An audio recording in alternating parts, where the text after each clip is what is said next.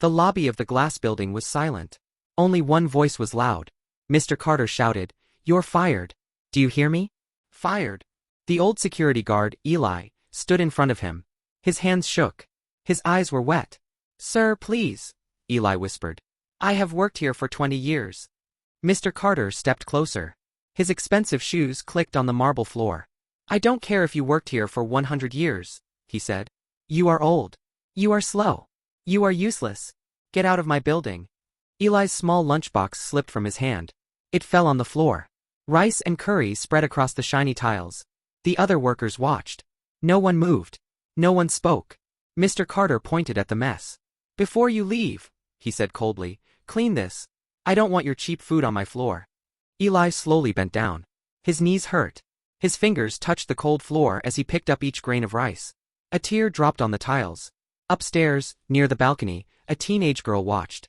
It was Mia, Mr. Carter's daughter. Her face showed shock and shame. The camera in the lobby blinked red, recording everything. And this was only the beginning.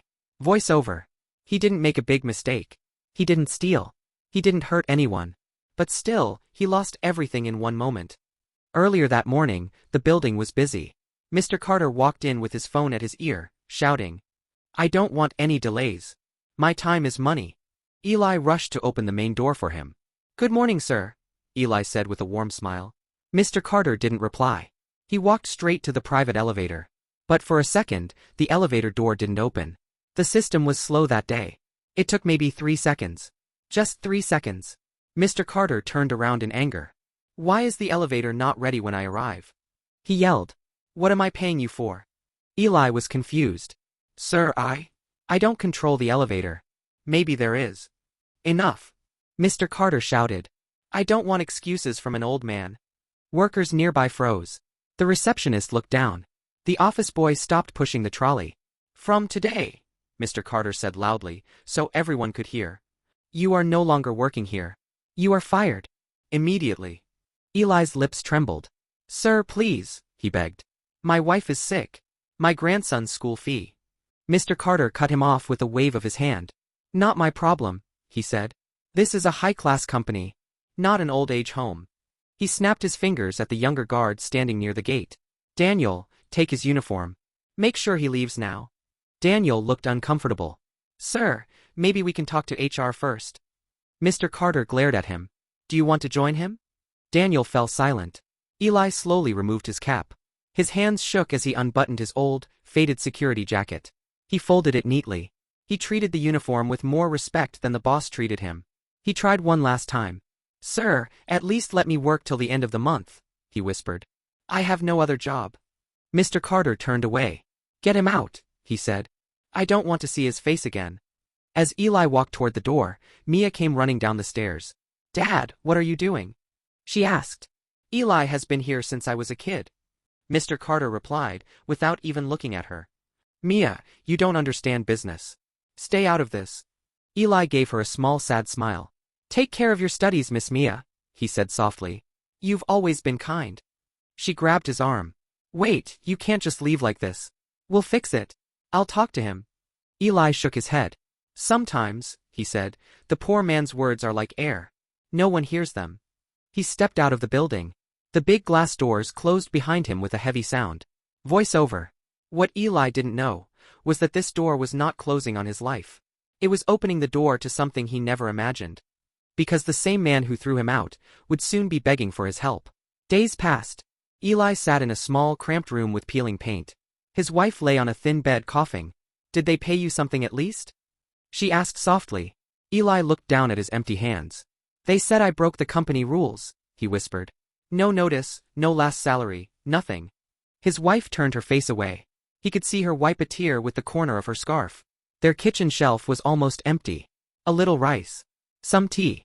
No milk. No medicine. Eli walked out to look for work. Every office he went to said the same thing. "Sorry, you are too old. We need someone younger. We'll call you later." But no one called. Meanwhile, at Mr. Carter's company, things looked shiny and perfect. Mr. Carter walked through the lobby with some investors. "You see," he said proudly. "We cut old staff, hired new ones and saved money. Look how efficient everything is now." At the front door stood Daniel, the new main guard. He looked sharp. Young. Phone in hand. But while Eli used to watch every person, every car, Daniel mostly watched his screen. One night, a black van stopped a little away from the building. 4 men stepped out. They wore caps and carried black bags. One of them smirked. "This is the place," he said. "Rich building. Weak guards." They walked confidently toward the main door. Daniel was busy scrolling on his phone. "Hey, we are from IT maintenance," one man said, showing a fake ID card. "We got a call. Server problem." Daniel barely looked up. Yeah, go inside," he said, waving them in. "The server room is on the 5th floor." They walked in easily. No questions. No checks. No record. Upstairs, Mr. Carter was working late in his glass office. Mia sat on the couch, doing her homework. "Dad, can we go home now?" she asked. "It's almost midnight. I'm tired."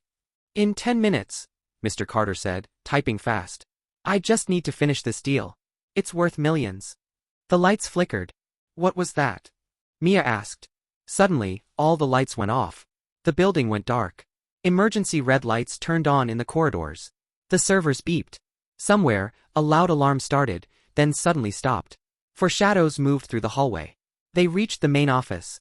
They pushed the door open. Mia screamed. One man grabbed Mr. Carter by the collar. "Stay quiet and no one gets hurt," he said. "Give us access to the vault and your laptop passwords." Mr. Carter's face turned pale. Do you know who I am?" he stammered. "I'm the owner of this building." The man laughed. "That's why we came." Mia's hands shook. She clutched her phone behind her back, hiding it from the men. Voice over. "When trouble comes, money can't always protect you. Sometimes, the person you threw away is the only one who can save you." With shaking fingers, Mia opened her contacts and hit a number she never deleted. It said, "Eli, security uncle." The phone rang in a small dark room across the city. Eli was sitting on a chair, half asleep. He looked at the screen and his heart jumped. Miss Mia?" He answered. "Mama, it's happening." Mia whispered, crying. "Men broke in. They have Dad. They cut the power. They locked the doors. Please help us." The call cut. Eli stood up so fast his chair fell back. The man they said was too old was now the only one running toward danger, while everyone else ran away. Eli rushed outside. He grabbed his old jacket from the wall hook. It still had the faded security patch on it. His wife called after him. "Where are you going?" "To save the man who threw me out," he said simply. "Because his daughter once treated me like a human." He ran to the street, waving at a passing police car. The car stopped. 2 officers looked out. "Uncle, what happened?" one asked. He knew Eli. Years ago, Eli had helped them catch a thief. "There's a break-in at Carter Towers," Eli said, breathing hard. "I know the building.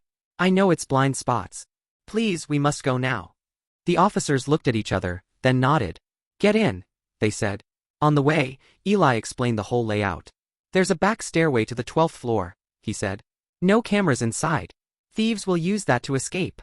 The alarm line can be cut from the 3rd floor panel. They probably did that already." One officer stared at him with respect. "Why aren't you still working there?" he asked. Eli gave a sad smile. "I was not good enough for them," he said softly. They reached the building. All lights were off, except some emergency red. The young guards outside looked confused and scared. "Sir, we think someone is inside," Daniel stammered. "They hacked the system." Eli stepped forward. "Lock all exits," he ordered calmly. "No one leaves this building tonight." The guards listened. They could feel he knew what he was doing. Inside, the thieves forced Mr. Carter to open his laptop. "Transfer the money," one said. "All of it." Mia cried in the corner. "Please don't hurt my dad," she sobbed. One thief looked at her and whispered to another. "Maybe we can take the girl too. Rich dad will pay more." Mr. Carter's blood ran cold. "Don't you touch my daughter," he shouted. At that moment, the office door slowly opened. A familiar voice spoke from the shadows. "Put the gun down and step away from the girl." It was Eli. He stood there with 2 police officers behind him. Mia's eyes widened. "Eli!" she cried. The thieves turned to run toward the back stairway. But downstairs, the exits were already blocked. Eli had been right. A short chase. Doors slammed. Handcuffs clicked. Within minutes, all 4 men were on the floor, hands tied. Mr. Carter sat in his chair, shaking. His hair was messy, his face pale with fear. Mia ran to Eli and hugged him tightly. You came, she cried. I knew you would. Eli patted her shoulder gently. Of course, child, he said. I promised I would always look out for you. A Real Guard protects, even without a uniform. The senior police officer turned to Eli. If you weren't here, he said, we might not have reached in time. You saved them. Outside in the lobby, the staff had gathered. Everyone whispered. Isn't that the old guard? The one the boss fired? He saved him. The officers led the thieves past them. Daniel lowered his head in shame. Mr. Carter slowly walked out of the elevator. He looked smaller now. Not like the powerful man from the morning. His eyes were red. His voice was low. Eli, he began, but his throat closed. In front of all his staff, in front of the police, in front of his own daughter. Mr. Carter did something no one expected. He walked up to Eli. And then he bent down on his knees. I am sorry, he said, his voice breaking. I am so sorry. Everyone gasped. I called you useless, he continued. I humiliated you in front of everyone. But today you saved my life. You saved my daughter. I don't deserve your forgiveness, but I am begging you. Please forgive me. Eli looked at him quietly. For a moment, there was only silence. Then Eli spoke. Sir, he said softly, you fired me from your building, but you cannot fire me from being a good human. A tear rolled down Mr. Carter's cheek. I want to fix this, Mr. Carter said. From tomorrow, I want you back. Not as a simple guard. As head of security. With triple salary. Health insurance for your wife. And a bonus for every year you worked here. The staff stared. Some even smiled. Mia grabbed her father's arm. Dad, she said, it's not just about money. You have to change. For real. Mr. Carter nodded. You're right, he replied. From today, this company will never treat poor workers like trash again. I promise. He turned back to Eli. Please, he said again. Give me one chance to be better. Eli looked at his tired hands. He thought about his wife, his grandson, their empty kitchen. Then he slowly helped Mr. Carter stand up. I forgive you, Eli said. But remember, respect is not a gift you give to only rich people. It belongs to every human. The workers clapped softly. Some wiped their eyes. Voice over. The man who once shouted, "You're useless," was now standing with folded hands in front of the same person, begging for forgiveness. That is how karma works. It doesn't always take your money. Sometimes it takes your pride and gives you a chance to grow. Final message. In this world, power and money can make some people blind.